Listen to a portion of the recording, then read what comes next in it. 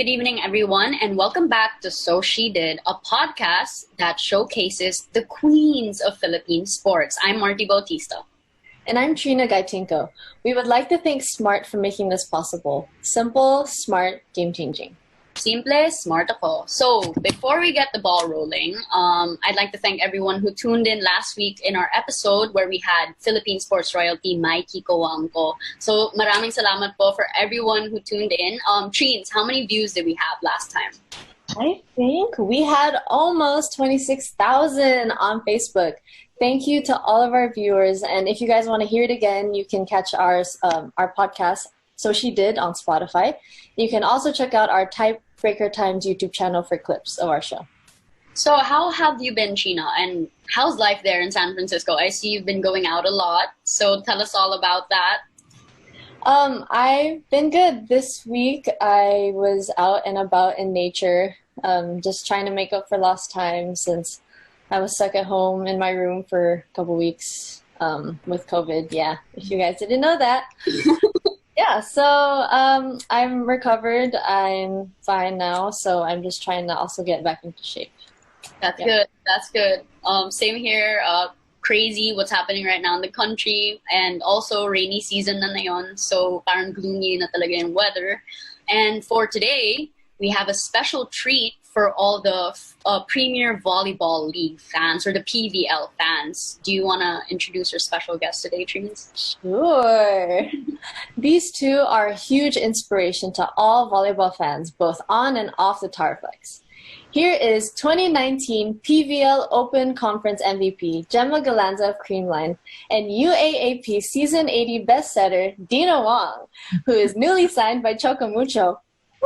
Hello, hello. Hello po. Hi. How are you guys? Dina, what have you been up to? I've been at home for the past month, so hopefully end of this month babalik na ako sa Maynila. So ayun. So nothing naman. Workout, kain kasi sarap ng luto ni Mommy eh. So Yeah. tapos still with our weekly meetings with Chocomucho, and yun yung business namin ni Gemma, yung Yusana. So yun lang naman usually. Oh, what's your guys' business? Yusana po. Ooh, nice. Are those the vitamins? Yes. Yes. Nice. And how about you, Gemma? What have you been up to during quarantine period? I think same lang. Same lang naman po kasi lalo especially dito sa amin kasi I think lahat at malapit dito sa amin may COVID na. So doble ingat talaga kami. And yan, workout, business, movie, ayan. So paulit-ulit lang tapos kain. How are you naman? That's so scary, ah. So Dina, Yes. and then where are you right now? Laguna po. No. Oh my gosh. Yeah. Pray, Jesus, please protect her. So yeah. So Dina, we want to ask this question first. How did signing with Chocomucho come about? And were there other teams that tried to sign you? I think it was already expected naman siguro na sa Chocomucho ako based on the coach, the teammates. So I think it was on my favored side din kasi nakalaro ko na sila lalo na sa UAP. So yung chemistry andon and yung system namin ni Coach O familiar na. And yun kasi alam ko na yung mga plays namin nila Ate Mad, so it's easier and comfortable. So yun. Wala namang iba. Actually, I don't know. Wala ibang teams. Pero if hindi na buo yung Chocomucho siguro, I think I would be siguro in Bangko. So, buti at least 'di ba, meron yung bagong Creamline. Chocomucho. So, timing 'di ba? Ayan. Creamline, di ba? Sabi mo creamline ka dapat. Ayoko talaga ng pink eh. So, ayoko talaga eh. And speaking about that, so Gemma, since you already brought it up, ano yung reaction mo when Dina signed for Chocomucho? May sinabihan ka ba sa kanya? Ayaw niya ako mag-PSL eh. Gusto niya ako mag-PBL eh. Hindi. Ayan nga, parang expect ko na din. Then, exciting kasi makakalaban ko siya ulit. So, joke lang yung creamline kasi ayoko siya maging teammate. And, siguro, happy rin ako for her kasi, yun nga, hindi na siya mahirapan mag-adjust kasi kilala niya na yung mga teammates niya. So, good luck. Ayun. See Good luck to you. Walang fair talk. Sinasabi ko sa'yo. Oh. Bakit ayaw mong teammates si Dina for Creamline? Bakit nga, Jessica? Sige. Weird lang. Weird lang din. And mahirap kasi, like, kunyari, mag-away kami, di ba? So, medyo mataray ako pag magagalit. So, ayokong may distraction. Wow. Hindi. Siyempre, na lang. Tsaka mas maganda kapag magkalaban. Iba yung feeling. Siyempre, yung fans andyan, mas na-excite sila na magkalaban kami. That's true. And we saw you guys go against each other at super intense nga naman. So we can't wait for the upcoming. Meron ba kayong pwede share for the upcoming league? And when do you think it's gonna come back? Wala definite time ngayon. Like, I think we're just discussing about protocols if ever babalik na kami for training. But feel ko medyo malabo lalo na ngayon na bumalik yung Manila ng MECQ. So I have a feeling lang siguro next year na kami mag-start for the PBL. So feel ko lang naman, that's my hunch yun. Kasi medyo risky pa as of the moment eh. Dami pang cases and the cases hasn't gone down. It's rising up pa rin. So for me lang naman. Ganyan. Ikaw, Dama, magsalita ka din. Parehas lang tayo ng pinag-meeting. Same lang yung pinag-meetingan natin. Parehas lang tayo ng management. I always go first. Kasi isang management lang tayo. Okay. Pero ayan, ayaw nilang magsabi ng din talaga kasi ang hirap magdesisyon, especially nga yun nga madami talaga, lalong dumadami, 'di ba? So pero ipupush siguro ngayong year na makapag-training na at least para maaga next year yung next season makapag-start. So yeah. That's true. And so what do you think pag yung mga protocols ng league, do you think open siya for fans to watch and come in? Or do you think magiging close na siya? Feel ko Expect na close. Oo, close siya. Parang NBA, virtual audience na. Diba, Trina? I'll be the virtual fan. Baka yun. Pero it'll be, feel ko medyo weird kasi we're used to people watching us eh. So, di ko alam pero tuloy pa rin sa laro. Focus lang sa games. Yan naman feel ko importante. That's true. Baka mag-iba yung vibe because in the 2019 Open Conference Finals, as in, todo talaga yung mga fans mag-scream and it was chaotic. And that's good that you guys have that energy in the stadium. I just wanted to ask, are you guys like working out in the gym or like working out at home or like virtual workouts with your coaches? Kami every MWF sa Creamline 7 a.m. So lagi yan every week. And then PTH na lang, solo na training lang. But yun, sa bahay lang kasi nga masyado na mahigpit kami dito pag sa labas sa barangay namin. So bawal na kasi hindi naka-mask, hindi naka-face shield. So hindi talaga kahit jogging hindi pwede talaga. Wow. Nagjo-jogging dyan? Bawal na? Hindi na pwede. So anong ginagawa? Kasi nga weight, siguro, paano ba? Weights yun, core, mga ganyan lang talaga. So, hindi ko alam kung marunong pa ako maglaro eh. Hindi na ako ng bola. Mayabang na humble. So, diba? Mo na siya anuhin. Tapos next season, maging MVP ulit. Sus! Hindi tayo. What about you, Dina? How have you been working out? Same lang with Jessica, here lang at home. Kasi kahit GCQ naman, medyo malayo kasi yung gym sa amin. It's in the city and we're in the province kasi. So, ayun, bago ako umuwi dito, pinabili ko na sila mom ng weights. Ayan, so ayun, binigyan kami ng program every day, Monday to Saturday. Pero it's not like sila Gemma na virtual sila nag-workout, but instead we send videos. So, ganun kami kay Coach Mix. Di ba? Alam mo na yan. Yeah. Coach Migs. Naman tayo eh. I love Coach Migs. Yeah. So let's talk more about Choco Mucho with you, Dina, and Gemma as well. So you already told us that meron kayong sistema and you already know it by heart. So for the transferring in, hindi siya mahirap. But do you think, for you, Gemma, si Dina talaga yung missing piece sa Choco Mucho? And can she be able to make it to the elite with you? Hindi kasi last year talagang ano pa lang. Yun yung first time nilang nabuo yung Chocomucho. So madami talagang kulang pa dun sa team talaga kasi kami kahit naman kami ng Creamline first year namin, hindi naman kami ganoon talaga agad nag-boom eh. So talagang nagkakakilala pa lang. And then, binubuo pa lang yung team talaga. At siguro mga after 2 years pa kami talaga nagkaroon ng solid na lineup. So, I think, and maganda din na andun na si Dina Wong kasi last time, isa lang yung setter nila. So, medyo pagod si Ate AC nun. So, at least ngayon, yan, dalawa na sila. And alam ko may madadagdagan pa kasi alam kong pinapalakas sila. Diba? Yes. So, gusto niya kami matalo. Char. Be prepared to lose. Dina, was there any pressure for you to sign with Choco Mucho, or did you know already, like in your heart, that you wanted to sign with them?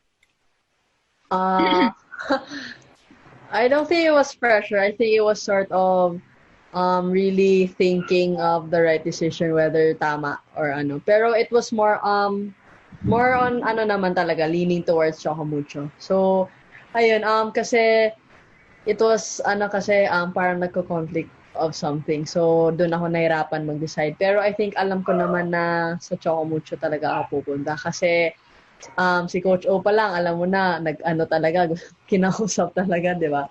And, ayun nga, gusto ko naman talaga kasi besides him bringing us to the championship, alam ko naman na I think he'll be able to do the same, hopefully, sa Choco Mucho, along with sila Ate Mads. Ate Kat, along with the same team sa Ate Bea. So, hopefully, diba? So, hopefully, matalo ng Creamline. So, and Dina, you were talking about if it wasn't Choco Mucho, then it would have been going to Thailand. So, can you tell us more about that? Would you have went and played sa Thailand? Oh, no. I didn't say Thailand. I said Bangkok. Bangkok is there. Bangkok for last, not Bangkok. Sorry. Sorry. My bad. Bangkok for last. Sorry. Oh, really? So, yun ba yung parang you were trying to figure out which team you were going? Yeah, kasi hindi nung nag-graduate kasi ako, hindi wala pang Choco Mucho na nabuo. So ayun, kilala ko kasi yung parang manager sa bangko. And ayun, nagustuhan ko. And then nung nag-out yung news sa Choco Mucho, parang nagdalawang isip ako. So doon ako nahirapan Ayun. So that was the hard part lang naman. I'm sure the fans are super excited. And for you, Gemma, let's talk about more of your volleyball, your journey to volleyball and being here and finally playing professional. So can you share us your origin story? How did you fall in love with the sport? Ay, akala ko fall in love. Akala ko din eh. Yun na lang natanong. Akala natin, yun na lang natanong siya. Volleyball nga. Mami, save that for later. So, paano ba? Kasi, yung family ko, yung father ko, sister ko, dalawang sister ko, volleyball player, coach tatay ko, si mama, nag-coach na rin siya. So, alam mo yun, parang pusong atleta na talaga. And, parang parang nakasanayan na ng katawan ko kasi. And alam mo yung isip ko din kasi parang every time na may mga games, sina tatay, yung ate ko, lagi kami buo dun sa games nila. So talagang alam mo yung isip ko na yung parang nandun na napapalapit na yung puso ko. Wow. yung puso ko dun sa sports. And kaya parang hindi ako nahirapan na nag-start. Doon lang?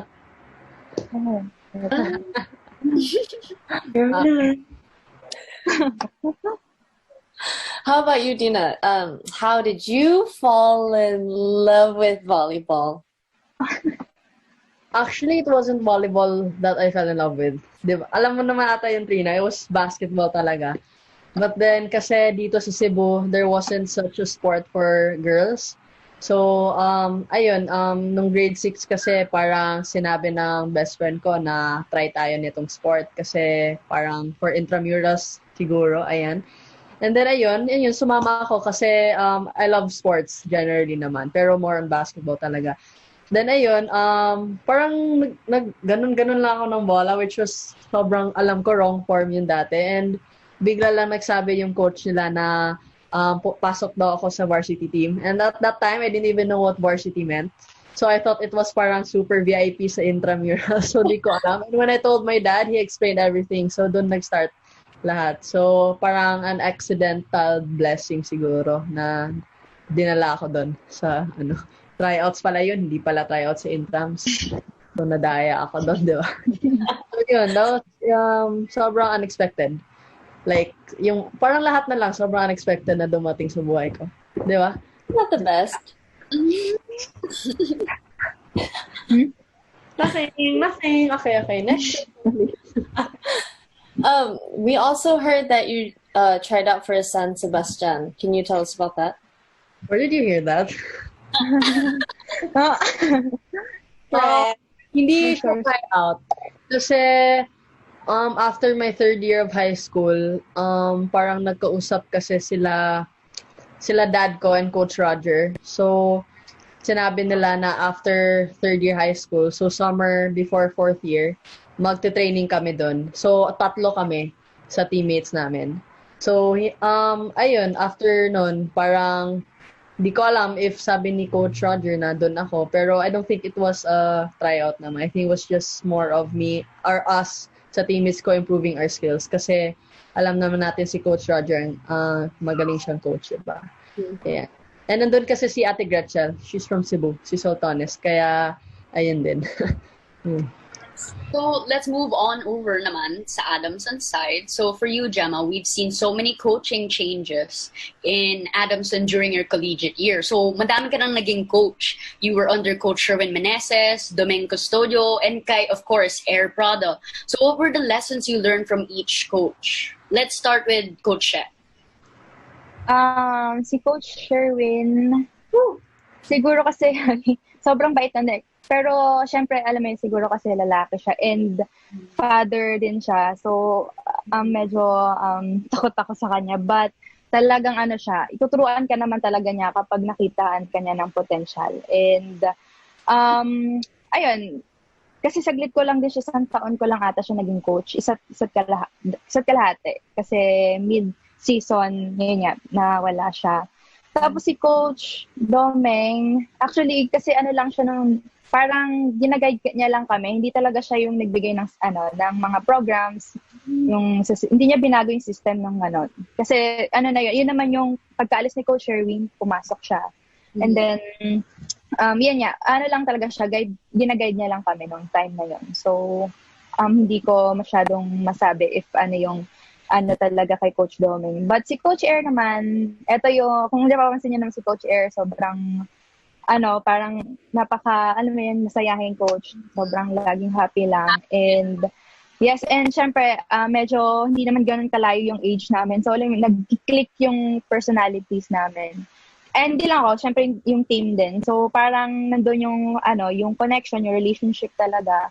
And madaming skills din na natutunan kasi doon lang din na-focus yung back row ko, ganyan. So, mga ganong skills din. So, So, yung ganon.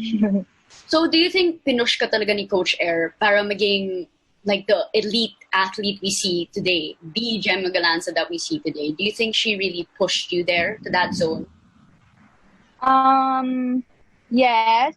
And siguro yung din, kasi yung way niya ng pag-motivate, talagang mamomotivate ka talaga. So, parang ako din, sinabi ko, gusto kong mag-improve din. Diba? Kasi sayang din yung tinuturo niya tapos hindi ka matututo. So, sabi ko, ayun, kung ano yung ibibigay niyang program sa akin, gagawin ko siya. And talagang everyday, alam mo yun, gagawin ko siya ng pinaka-the best ko talaga. So, yan. I love that. And pag narinig nyo talaga yung magsalita si Coach Air, iba talaga. Parang super passionate. So, I love that. I have a question. Did you guys have a hard time communicating with Coach Air? Because I remember I was always watching your guys' games on TV, and I heard her speak, and it was straight English, like me. Yeah. So I wanted to ask if you guys had a hard time communicating with her, or if she had a hard time communicating with you guys. Hindi naman. Kasi nakakausap naman namin siya lahat. But siguro yung yung sistema talaga, yung program din talagang nanibago kami, especially nung first year niya sa amin. As in talagang parang na-shock kami sa lahat ng nabago. So siguro yung program, doon kami na nanibago talaga sa program. Nice. Especially sa Adamson. Sa Adamson kasi medyo hindi kami sanay ng ganon ka-hard din talaga. Alam mo yun. Parang kasi siya buong taon din namin talagang sobrang hard training, ganyan. So, siguro medyo may takot din. Kahit medyo, alam mo yun, close kami, may takot din talaga. Yeah. Oh, that's cool though. Speaking of program changes, Dina, can you tell us a difference between Coach O and Coach Tai? Like what you liked, what you didn't like, or your thoughts? Share it all, friend. I think the main difference lang siguro was their way of talking to us. Ayan, kasi Coach O's more vocal kasi. Si Coach Tai kasi pinakita niya sa training. So, kay Coach Tai kasi, ang mahirap sa kanya yung trainings niya, yung pinapagawa sa amin, mga parusa, ganun. Kay Coach O naman, yung sinasabi niya. So, yung mga words kasi na sobrang nakaka-affect ng isang tao, pumapasok kasi sa utak. So, yun yung sa akin kasi lagi ako nag-overthink. Kaya kung ano sasabihin ng tao, parang naano ko talaga sa isip ko. So, I think Coach O's for me was harder. Kasi physical pain, kaya naman yun kay Coach Tai, pero mentally was the really challenging one. Lalo na everyone was expecting our team to reach the finals, to be the champion. So, ang daming expectations. So, yun. So I wanted to ask you about UAAP season 81. We wanted to ask, what was your preparation going into that season? Was it harder than any other season, since we know that senior year in Ateneo, with regards to academics, is hard to balance with athletics life? Being a senior was really tough. Hindi lang sa academics, but I think also being on the team. Kasi lalo na si Coach O really believes in a setter, and as a senior, nag-expect din siya sa akin to lead the team. So, ayun yung mahirap lang. Kasi hindi pa ako ganun to lead a team. So, doon ako natuto kung paano, kasi tinuruan ako ni Coach O, pinagalitan niya ako. So, doon ako natuto sa lahat ng galit na yun. So, ayun. And sobrang thankful ako nila Ate Mads, nila Ate Kat, Ate Bella, lahat, sila Ate Kim, kasi they were guiding me all throughout, kahit sila din nagagalit sa akin. So, kasalanan ko din naman kasi sobrang pasaway ko dati. So, I think it was also a blessing blessing in disguise, kasi lahat na yon, lahat ng mga pasaway ko, it made me grow to become a better person and a better player. So, yeah. Yes, I love it. Universal question. Universal answer. So did it some way contribute to you not having volleyball at all after season 81? How did that feel like during that year that you could focus your life outside of volleyball? Wait, what? Sorry, what's the question? How did it feel like during that year that you could focus on your life outside of volleyball? I can focus my life outside of volleyball after the championship or during that year ba? The year that you didn't play, the season that you didn't play. The year that I didn't play. How did it feel like? I think it was nakakalungkot kasi I didn't play my last year and hindi ko nasabay si Ponggay. So kasi me and Ponggay became close nung season 81 and ayun, parang nung hindi ako naglaro, nagtatampo siya sa akin ng sobra. So ayun. And then I think it was also parang nakapagpahinga ko. Like I took a breather kasi yung season 81 talaga the whole year sobrang it was really hard. It was really hard. Daming pagsusubok, ang daming iyak, daming lungkot. So, wait. Don't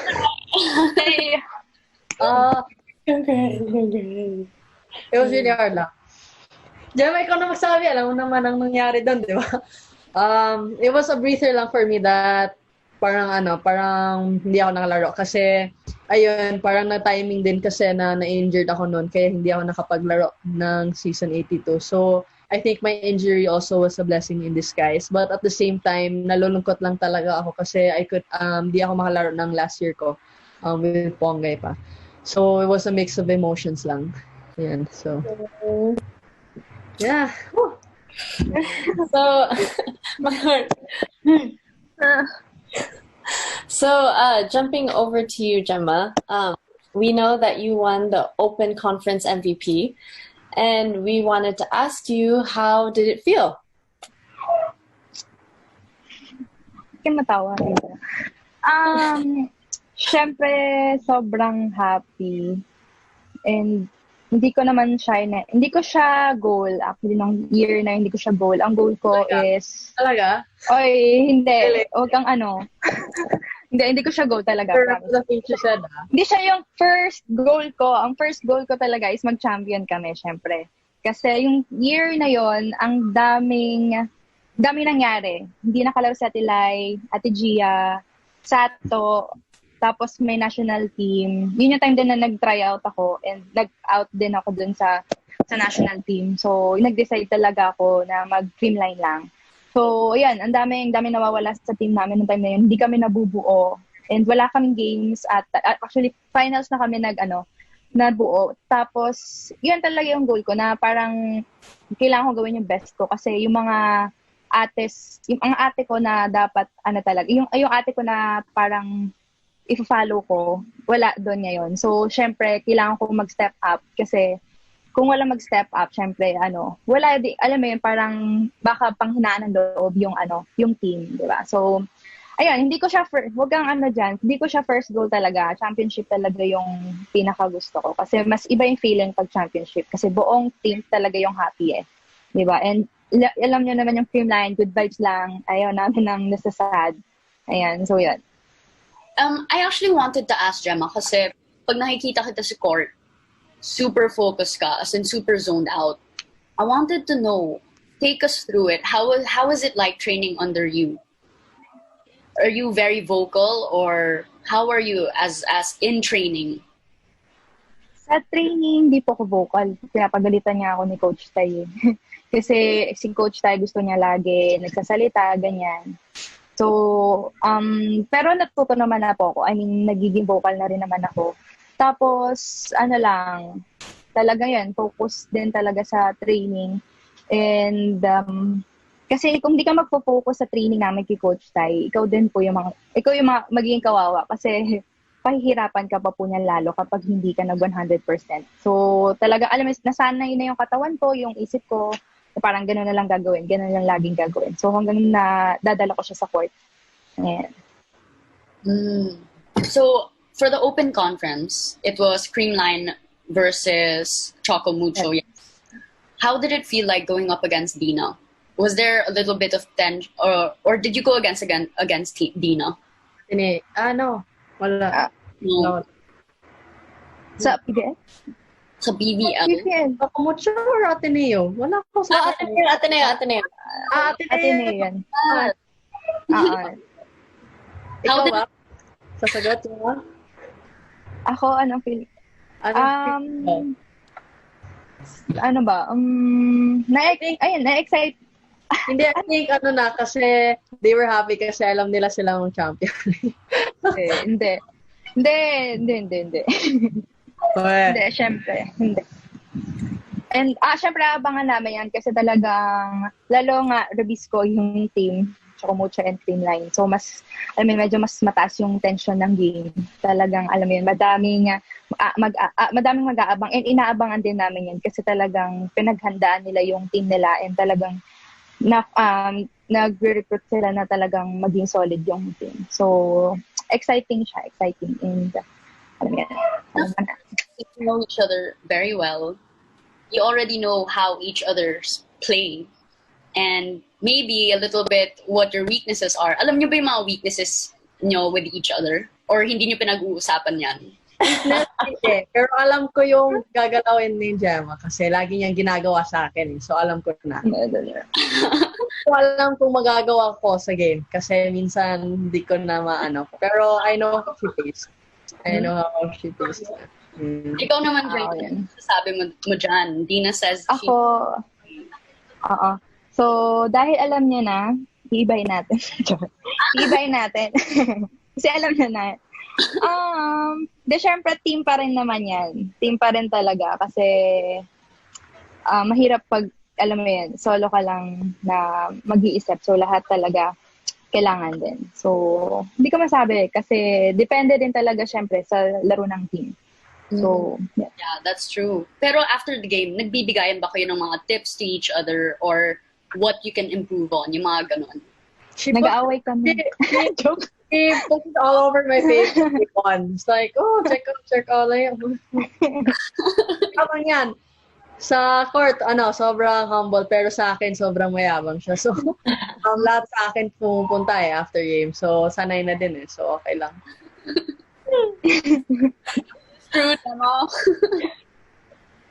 So I can feel a little tension here.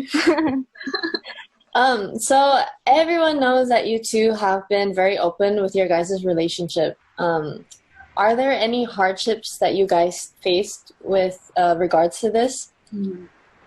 Dina, you look like you're frustrated. You want to answer? Hardships. I think normal naman siguro yan in a relationship siguro. I think it's normal.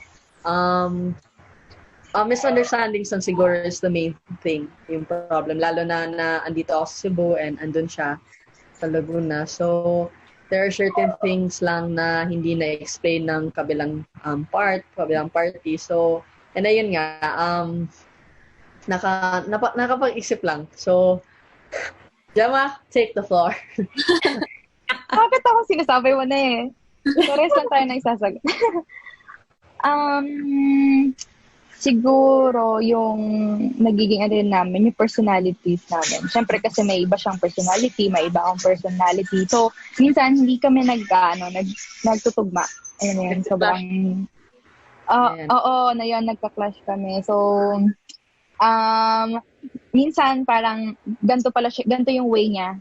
Kunyari, ganito yung way niya para magsabi sa akin. Tapos sa akin parang parang feeling ko hard. Alam mo yung parang feeling ko galit siya, ganon, may ganon. So ganon din siya. Parang pinagsasabihan ko lang siya pero feeling bakit hindi ba? Totoo naman. About yourself? What are you talking about me? Wala, tayo yung love language namin. So, kung siya, nagmamahal siya through a way na hard way, ganun siya. Ako kasi, I'm the type of person na nagmamahal kasi na hindi hard. Like, I really, you know, a loving person. So, ayun. Landing kasi Dina. Gusto ko lang ask. Hindi, I think that's the good thing siguro kasi totoo talaga na opposites attract siguro. So, kaya ganun kami nagka-clash kasi it's one way of complementing. We complement each other sa personalities namin. So, kaya siguro na ganun kami katalagan. Siguro kaya natagal kami ng ganito. Kaya di ba? So, yun lang naman for me. Since you guys are basically like celebrities in the volleyball world, is there any problems that you encountered because that you guys are together? Like, have you guys received a lot of like hate or like, I, Yeah. I don't know, like, are there any problems? Fan base and minsan walang privacy and sometimes people need that privacy. So do you ever experience something that's a little bit of annoying to you? Sobra. Lalo sa akin, di ba? Sobra. Sobrang dami. And, Sa akin lang, magsasalita. Ako muna. Okay. Hindi, sobrang dami. Lalo sa akin.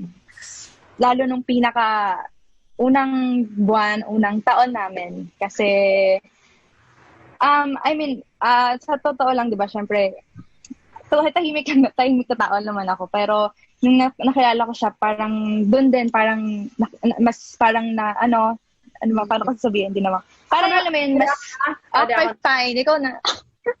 okay. Ikaw na, sige na. Trying to say kasi,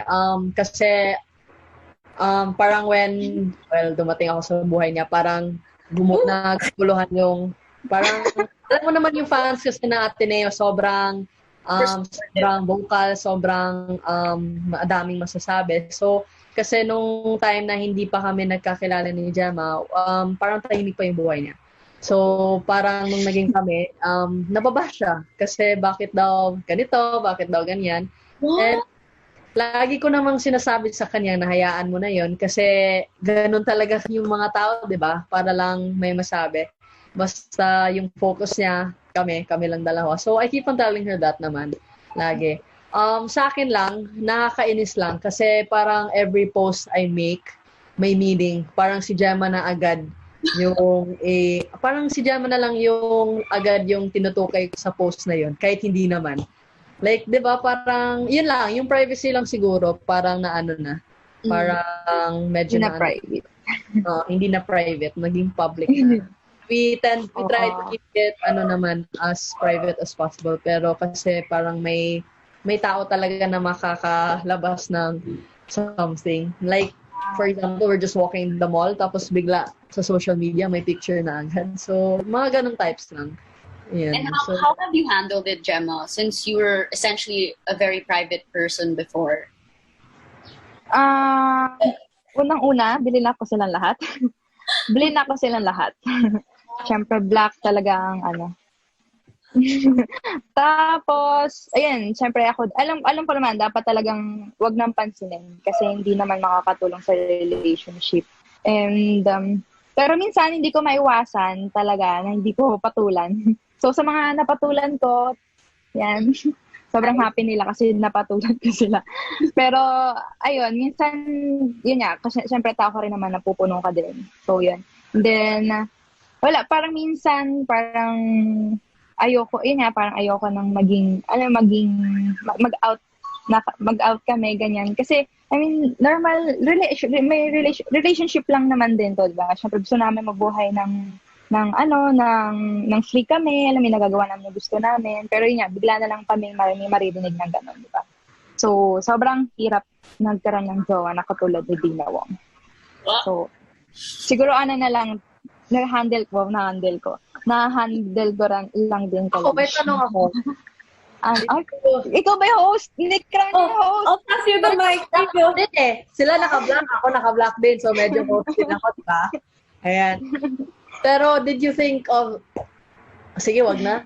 Sige. Go lang. Hindi ko to a question but I think it was sort of saying na, did you think of going into a relationship na alam mo ganun mangyayari sa'yo?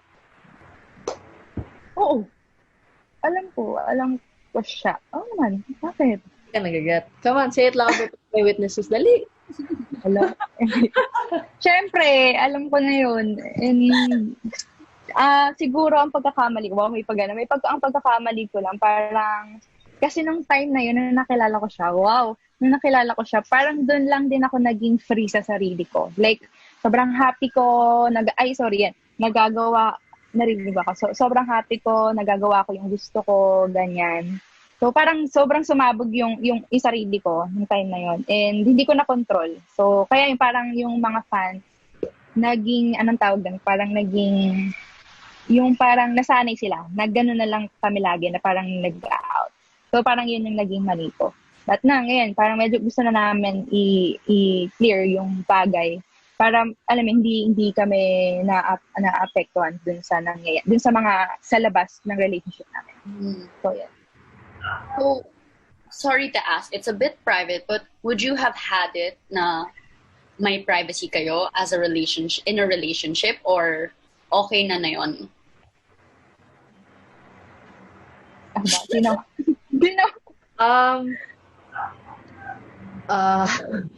I think in between siguro would be the best. I think din ako din kasi medyo hindi ko na control nung una kami nakilala kasi kasi hirap sana hindi ko na pala malinaw. Kasi it was the first time in my life na Can Gemma be out here muna? Kasi baka malaki yung ulo na niya after nito eh. Hindi, first time na siguro in my life na naging open ako sa ano ko. Kasi shala, yun lang. Basta first time na open ko sa sarili ko sa mga ibang tao, yung ganun. So, kaya siguro hindi ko na-control masyado. Kaya nagkagento. Pero ayun nga, sinabi ni Gemma na we're trying to keep it as low as possible ngayon. Lately. Ayan, so, yun. Yeah, and Dina, since you brought that up na din, as in, naging inspiration kayo, both of you, to a lot of people about speaking up and being yourselves. So, how does it feel like to be such an inspiration, especially to all the young girls in the Philippines? Ikaw naman, Gemma, what do you think? How does it feel like to be an inspiration? Kasi ako yung klaseng tao na parang, siguro nga, nung nakilala ko siya, parang gusto ko talaga na maging honest sa sarili ko. Alam mo yun, ayokong maging honest sa ibang, alam mo yun, kung ano yung nakikita nila sa akin, yun talaga ako, yung ganun. So, ang hirap din kasi pag nagtatago ka eh.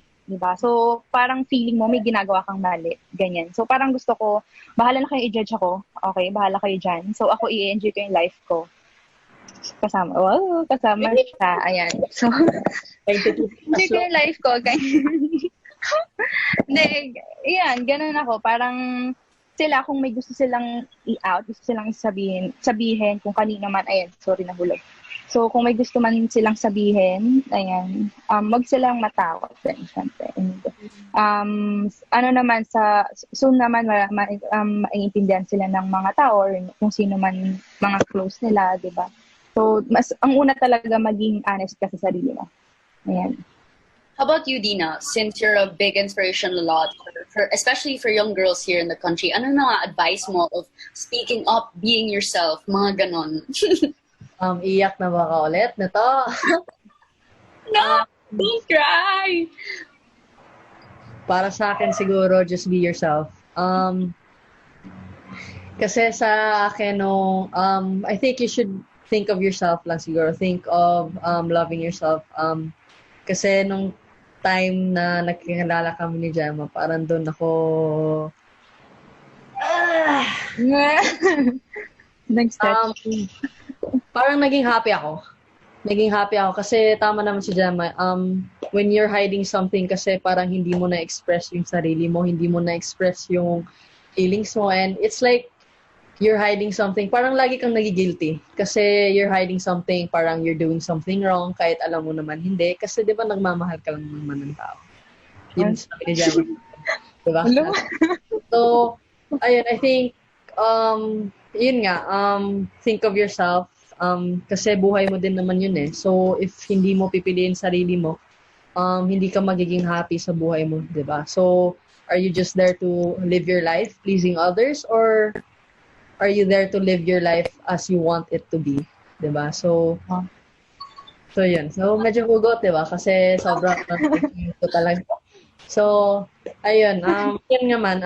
I think the people na ayaw naman ng ganon, they will learn to accept that in the near future. it may be hard at first to the point na they'll do nothing. They'll parang ayaw na nila maki-ano sa'yo. Like, they'll get to do nothing with you. Pero, ayun, in time siguro, they'll accept it naman. Hopefully, they'll be able to accept. Kasi that's the person you are, and that's the person I am. So, wow. That's true. Thank you. I felt triggered. Di ba, Trina? Ikaw kaya? Why? Just kidding. Okay, joke lang. Just kidding. But anyways, thank you guys for sharing those words of inspiration. I know a lot of girls look up to you, and you guys are very, very, very popular. So you guys have a big impact on the young girls. So as a change of flow, for the first time, we're going to be taking in viewer questions. So sorry to all the fans of Dina and Gemma, but we are only taking in 3 questions. But I promise all of your questions were all really, really, really good. So correct me if I'm wrong, T Jedinatics official, Teen Jedinatics official, yun ba yun pronunciation? Sorry if I butcher this. I'm so sorry. No, we know the group kasi kaya we're reacting this way. Pero tama yung pronunciation. Yes. So, galing to sa kanila. So, Dina, who are your top 5 setters of all time in Philippine volleyball? Philippine volleyball. Well, number 1, syempre, Ate Gia. Woo! Yes. Queen. So, my mentor talaga. So, wala nang ano bakit number 1 siya. Number 2 siguro, si Tina Salak, I think, would be the number 2. And number 3, si Kim Pardo. Tapos 4, si Ate Jem. Ate Jem. Yeah. The number 5, si De Macalangan. So, yun yung top 5. Nice. Thank you. What about you, Gemma? Who are your top 5 best open Juan spec? Apelay. Hello? Bakit hindi? Oo na. Sige. Wala lang tayo. So, I know what you're gonna say. At Pilay first, syempre. Tapos, second, sino daw? Oh, Myla Pablo. Ayan. Second. Third, Ira Galang. No, yan, Ira Galang, tama. So, fourth, hirap, ang dami kasi. Dakis. Ayan, Ate Rachel, Dakis. Then last, Gemma Galanda. hindi kaya, Paul. Ate Z, Herbacio. Ayan, si Herbacio. Yes, that's So, youth yata siya, hindi ba? Nag-open na siya ngayon. Ano ba yan? Open siya ng bangko nila. Okay. Okay, next question. Chains, want to go for this? Sure. From Joy12396. What are the biggest sacrifices you've made for each other? Let's go with Dina. You look stressed.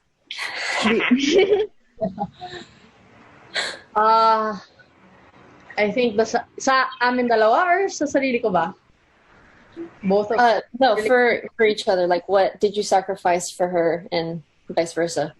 Yeah. Okay. I think the pinaka na sacrifice ko was my loved ones. I think that was my ultimate sacrifice. So, ayoko na mag-elaborate pa na masyado kasi super sana. Pero, I had to sacrifice the ones I love. Yung mga tao na andun sa akin ever since I was, a baby. Ayan, so yun na sacrifice ko kasi iba kasi yung beliefs, iba yung perspectives ng mga tao. So, hindi natin mapigilan yun.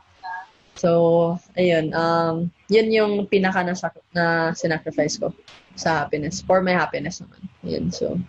How about you, Gemma? Wala ata siyang Siguro, sarili ko. Wag kang ano dyan. Hindi. Siguro yung sarili ko. Kasi, paano ko ba? Parang, bago kami mag-start, like, alam mo yun, parang yung biglang nagkaroon ng spark. Wow. Pero ng spark. Parang, alam mo, wala, wag ka na makinig. So, so parang kailangan kong parang i-sacrifice yung sarili ko na para maging happy. Kasi alam kong madaming nang bash, madami talaga akong, alam mo, madaming magiging problema sa namin, sa relationship namin pag nag-start kami. So, sinacrifice ko yung sarili ko.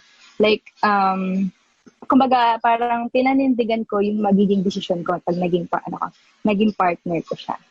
So, ayun, pero hindi naman wala naman siya. Ha? Be your worth? Something like that? Huwag ka nang, okay na po. Period. You have to sacrifice for the ones you really love. So our last question, it's from Jedine_04. You two have already gone on the record that you don't want to be teammates in a club team. And Gemma, you said that earlier, parang a little bit of a distraction kung naging teammates kayo. But what if kung national team, G ba kayo to be teammates together? Yes. Ayaw na. Ako okay lang. Okay, Gemma. Ang dami niya masabi sa mga sets ko. Nagre-reklamo. No. Hindi, alam Sure, ko ka lang. no, sorry. So, I know that she doesn't complain about sets. Diba, Gemma? Hindi. There's from experience ba yan? So, sorry. So it's a for Dina. Hindi, No, biro. sa'yo? Siyempre, it's a national team. I think being teammates with my partner wouldn't matter naman kasi it's representing the country that matters naman. So, I think it will be yeah. So, biro lang yung sa akin yun para mag-ititi si Gemma na slight lang naman. So, yun. Hindi ako maasar. Naging teammates kami, hindi ko siya isuset. Ay, joke lang. Joke lang. Okay lang. Ako, okay lang. Oh, yan, tama naman. Dapat talaga na yung... You're always following what I say. That's why I don't wanna go Kasi, bakit? Totoo naman eh. Ako, hindi ko... Sabi ko, anong sasabihin mo?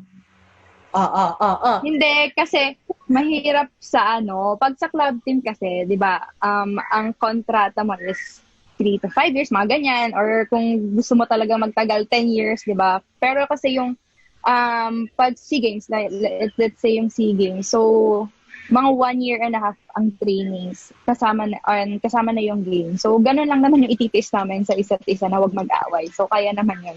Or magkaroon ng problem sa isa't isa. So mas mas professional na rin yung mga mga makakasama din doon talaga. So mas magkakaintindihan ganyan. Nice. I hope that happens in the future. Well, anyways, thank you to the people who tweeted those questions. And now it's time for our segment called Would You Rather? Yeah. Would you want to explain? We have this segment in our show. Para siyang fast talk. Whatever comes into your head, you need answer. So it's not rather. We'll give you 2 choices. Tapos, kayo na yung mag-choose which one. So, don't think about it too much. Whatever comes to your head, yun yung answer. Who answers first? Gemma or me? Gemma. Ikaw na. Ikaw na. Ask the first You question. always follow me, so it's you. Ikaw na muna. Game. Okay. I'll do the first question. People sometimes forget that Gemma is a UAAP champion in beach volleyball. So this question is for Gemma. So if you were to choose one for your team, who would you pick? Amanda Villanueva or Bang Pineda, and why? Okay. Ate Bang. Why? Why?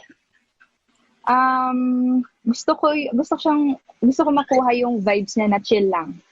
Chill lang maglaro. Alam mo yun, hindi siya nararattle, hindi siya kinakabahan. Sobrang relax niya maglaro. So, pag feeling ko, pag naging teammate ko siya, parang makukuha ko yung ganong vibes niya na parang chill lang. Ganon. So, Ate Bang ako. Okay. So, second question. We've asked Big we had Kat Tolentino in our last show, so we asked her the same question. So for Dina naman, if you were to draft one, and you had the team, you draft one player, who would it be? Number 1, BDL, Bea de Leon.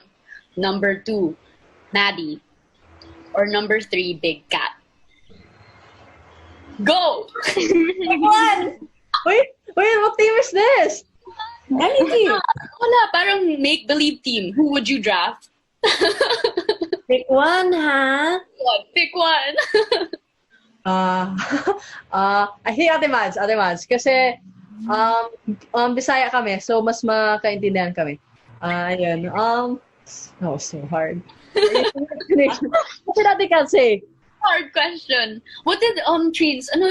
What did? I forgot. I think she answered. Was it hard because it was like? She chose the other one because on another show she chose the other one. That makes sense. Parang she chose BDL, tapos she ended up choosing somebody else, Maddie, because she chose the other one on the show. She played it safe. Dito. Okay, next question. For the last question, this is for both of you. Okay. Who will win? Creamline or Chocomucho? Line. I'll let you battle it out. Go. Sige.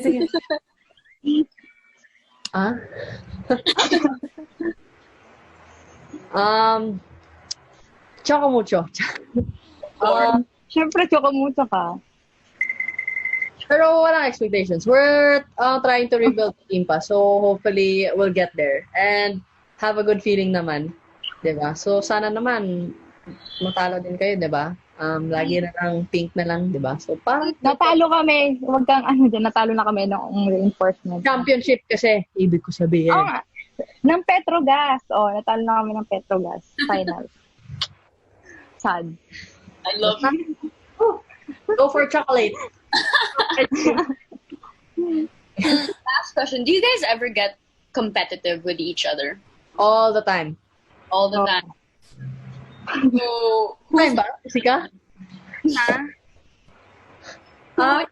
Wait lang.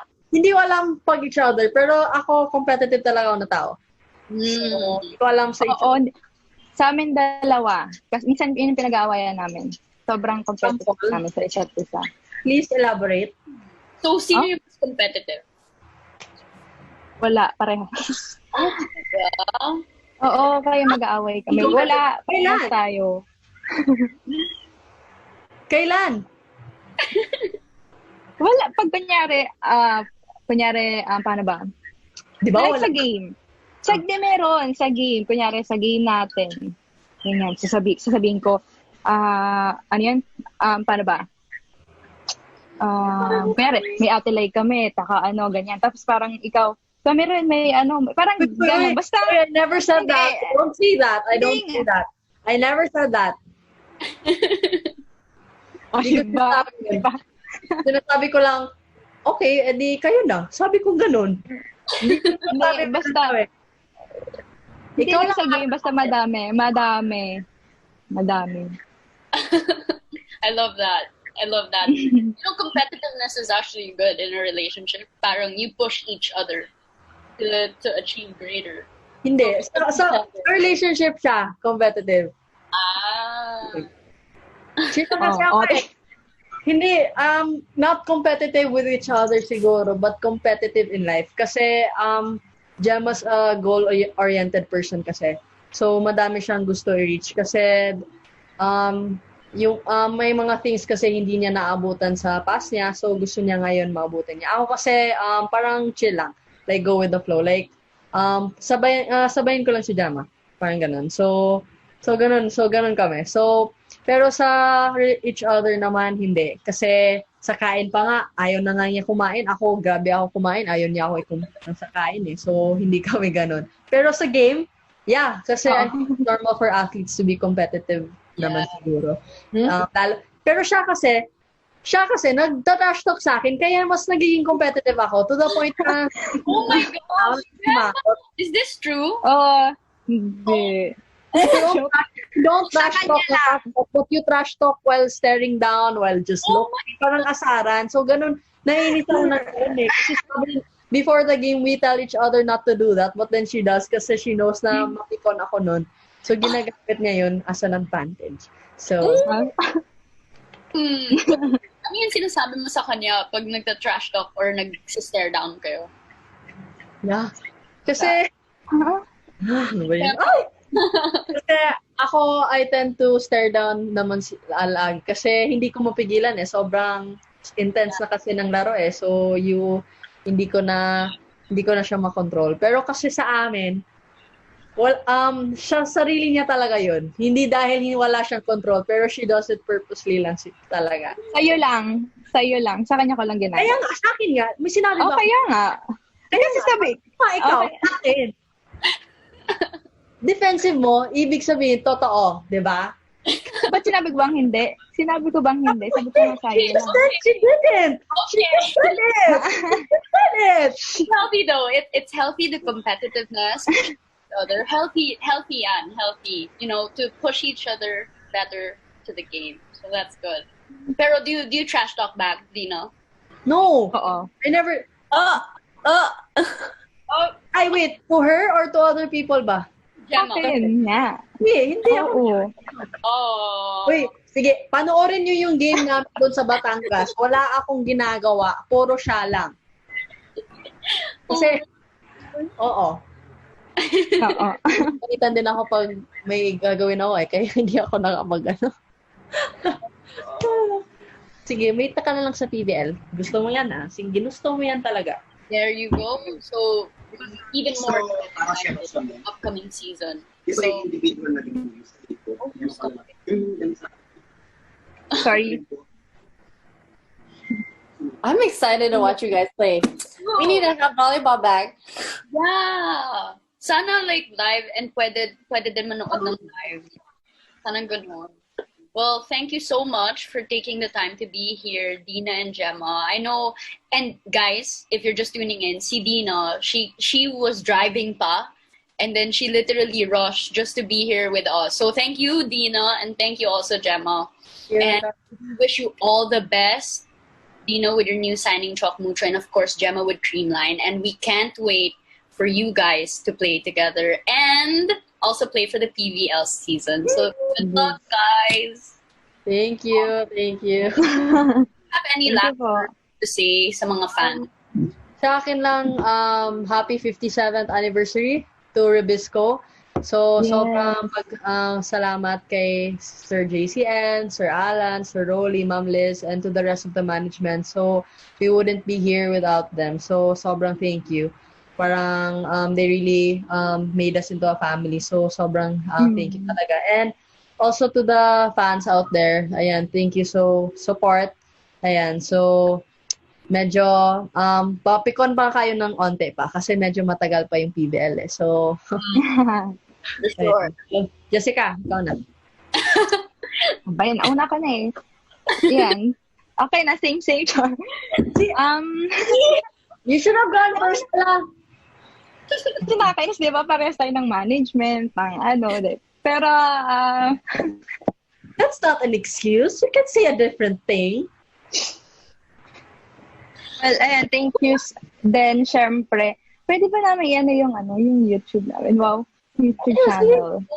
Yeah, kasi kaka 100,000 subscribers namin last week, no? So, thank you so much. And hindi mo pa lang yun, Jessica, hindi na. 2 weeks. Okay, so hindi 2 weeks ago. So, hindi naman namin in-expect na lalaki ng ganun yung subscribers and talagang sumusuporta. So, thank you so much, syempre, doon. And gusto ko ulit din magpasalamat kina Sir Jonathan, sa Ribisco, kay Sir Alan, Sir Rolly, Ma'am Liz Ann, kasi sobrang bait nila talaga. Sobrang alaga nila sa amin and ginagawa nila talaga yung best nila para maging, maging the best team din kami, di ba? So, yun din. And thank you so much sa lahat ng fans. Anong best team? Ha? What? Tayo kasi, my God. Just kami. Really bring it on. I love this. Wala. So, really just thank you.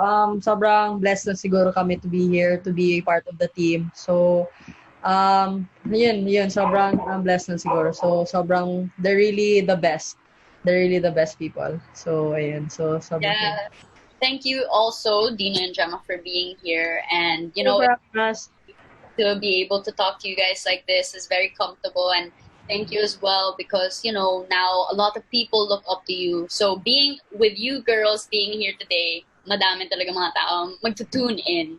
So thank you again. And for the next episode of So She Did, we're going to have something special for everyone. And all I can say is, Laban Pilipinas. We would also like to thank Smart Sports. Simple, smart, game-changing. Simple, smart ako. Thanks for tuning in, guys. Bye. Smart Sports, Tiebreaker podcast. She just knocked down a 3.